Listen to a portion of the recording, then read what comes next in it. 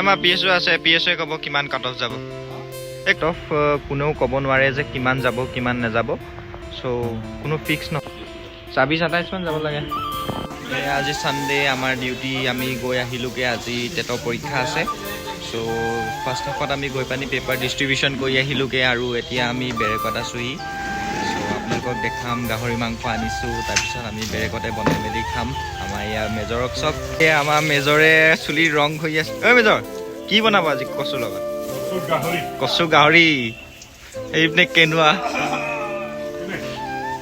Party গাহৰি মাংস আনি পাই গ'লি।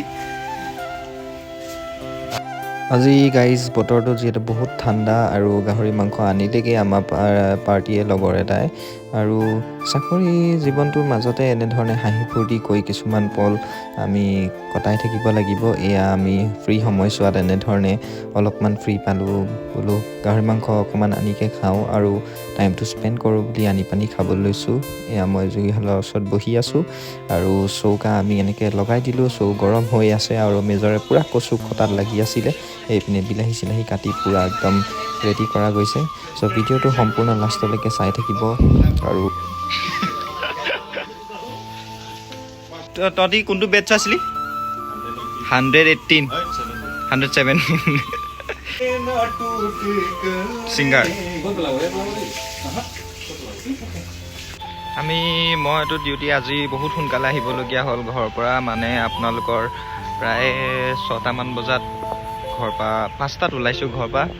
আৰু যিহেতু পেপাৰৰ ষ্ট্ৰং ৰুমত আছিলে, তাত DC ছাৰে গৈ পানি অকণমান ছুপাৰভাইজ কৰিব লাগে, তাত গ'লোঁ আমি চব, গৈ মেলি আহিলোঁ।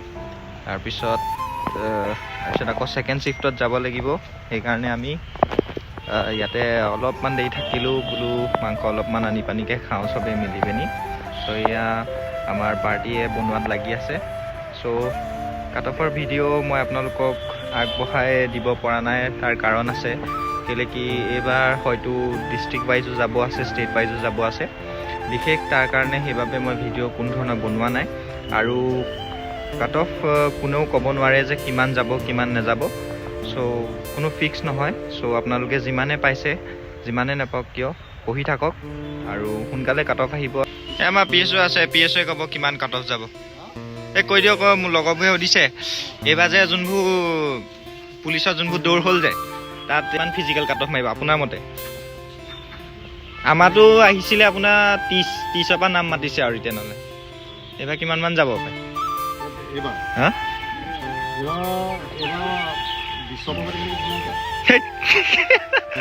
20ৰ পৰা কোনো পইণ্টে নামাতে, আপুনি জমাইছে।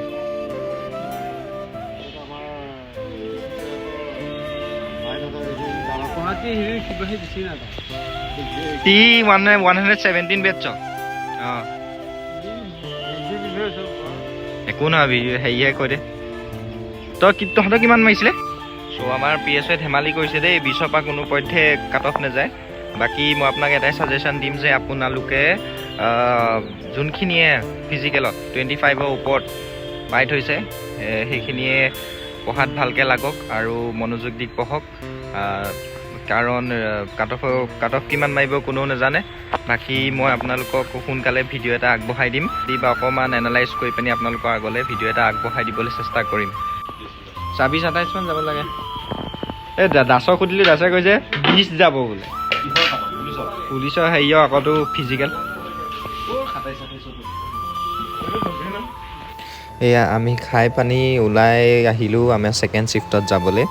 তাৰপিছত এয়াৰপৰ্টত আমাৰ অলপমান ছাৰৰ কিবা কাম আছিলে, তাৰপিছত আমি তালৈ বুলি ওলালোঁ, গাড়ী চাড়ী লগাই ৰেড। চ' ভিডিঅ'টো সম্পূৰ্ণ চাই যাওক, কি কৰিলোঁ দিনটোত, কেনেধৰণে আমাৰ দিনটো পাৰ হ'ল, তাকে এই ভিডিঅ'টোত দেখাবলৈ চেষ্টা কৰিছোঁ অলপ। আশা কৰিছোঁ আপোনালোকে চাই ভাল পাব, তো ভিডিঅ'টো চাই যাওক।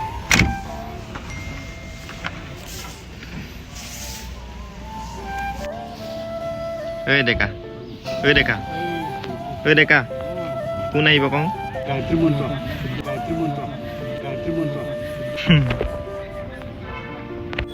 এনেধৰণে গোটেই দিনটো পাৰ কৰাৰ পিছত আপোনালোকে এয়া দেখিছে লাষ্টত আমাৰ যোৰহাট চাৰ্কিট হাউচলৈ আমাৰ অনাৰেবল DGP ছাৰ ভিজিট কৰিলে। বেছি সময় নাথাকিলে গুচিয়ে গ'লগৈ। চ' কালি গাইজ আপোনালোকে যেনেকৈ দেখিলে যে আমাৰ অনাৰেবল DGP ছাৰ আমাৰ যোৰহাট চাৰ্কিট হাউচলৈ আহিছিলে যে যিহেতু তেওঁ এতিয়া ডাইৰেক্টৰ হৈ গ'ল CRPF চ' তাত DGP ছাৰ অহাৰ বাবে কালি ডিউটিত বহুত দেৰি হৈ গ'ল আৰু ঘৰ আহি পাই পানি ভিডিঅ' বনাব নোৱাৰিলোঁ তাত বহুত ভাগৰ লাগিলে চ' আজি ৰাতিপুৱা বনাই আছোঁ চ' ভিডিঅ'টো আপোনালোকে দেখিলে চ' ভিডিঅ'টোত আৰু কি দেখাম ইমানেই আছিলে চ' লগ পাম আন এটি ভিডিঅ'ত আৰু কাটাফৰ চিন্তা ইমানটো কৰি নাথাকিব মই ভিডিঅ' এটা বনাম সোনকালে বনাই থোৱা আছে আৰু অকণমান এনালাইজ কৰি পানি আপোনালোকৰ মাজলৈ আগবঢ়াই দিম ধন্যবাদ